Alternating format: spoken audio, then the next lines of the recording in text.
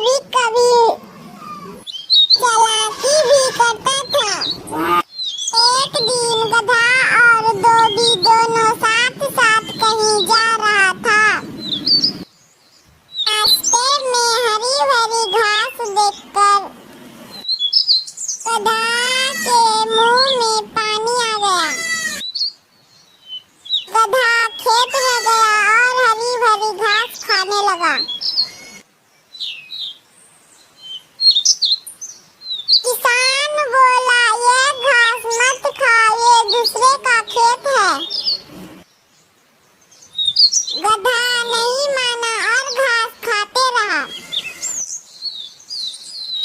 उसी समय खेत का मालिक खेत पर आ रहा था। खेत का मालिक चलते चलते खेत के पास पहुंचा और गधा से बोला, तुमने मेरा घास क्यों खाया? गधा बोला, मुझे घास देखकर नहीं रहा गया।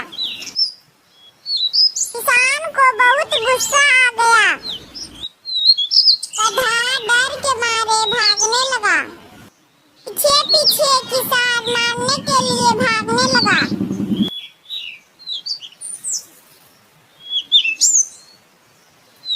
किसान गधे को 2-4 डंडे लगा दिया।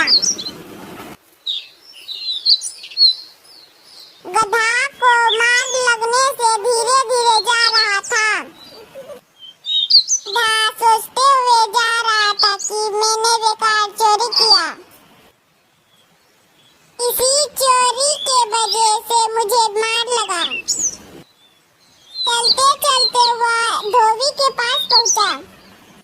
धोबी ने गधे से बोला, मैंने तुम्हें घास खाने से मना किया था, तुमने मेरी बात माना नहीं। याद रखना, मेहनत का फल मीठा होता है, चोरी का नहीं। फिर वे दोनों धीरे धीरे साथ साथ घर जाने लगे।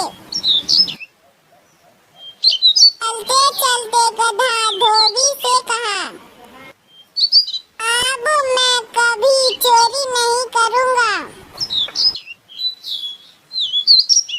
चलते चलते रास्ते में एक किसान मिला और बोला, गधा को यह मार कैसी लगी है? धोबी ने कहा, दूसरे का घर चुरा कर खा रहा था। किसान को सारी बात बताकर फिर वे दोनों घर जाने लगे। गधा चल नहीं पा रहा था।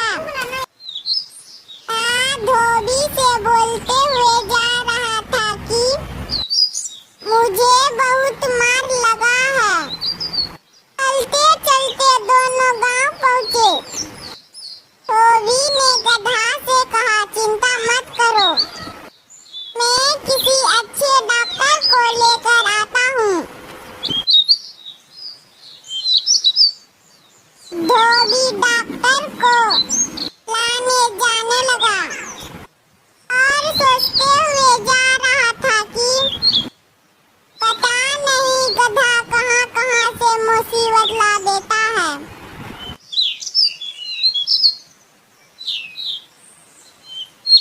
धोबी एक अच्छे डॉक्टर को लाया। डॉक्टर ने गधा को सुई दवाई दिया और बोला, मैंने दवाई दे दिया है, गधा जल्दी ठीक हो जाएगा। गधा ठीक हो गया और खुशी के मारे उछलने लगा। अब गधा बहुत खुश था।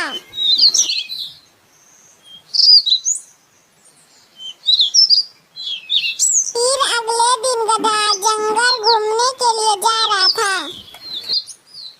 फिर गधा को हरी भरी घास दिखाई दिया। इस बार गधा सोचा, मैं दूसरे का घास नहीं खाऊंगा। गधा चलते चलते अपने झुंड में जाकर पहुंचा और सभी को यह बात दूसरे का चोरी मत करना। गधा यह बात सभी को समझा दिया और वहां से अपने घर जाने लगा।